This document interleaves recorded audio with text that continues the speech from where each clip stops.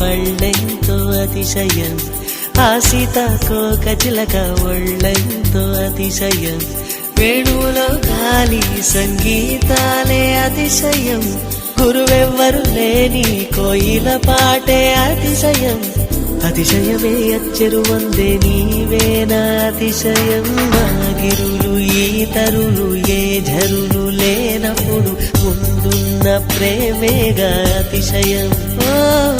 16 ప్రయాణ పరువల్లో అందరికీ పుట్టేటి ప్రేమేగా అతిశయం.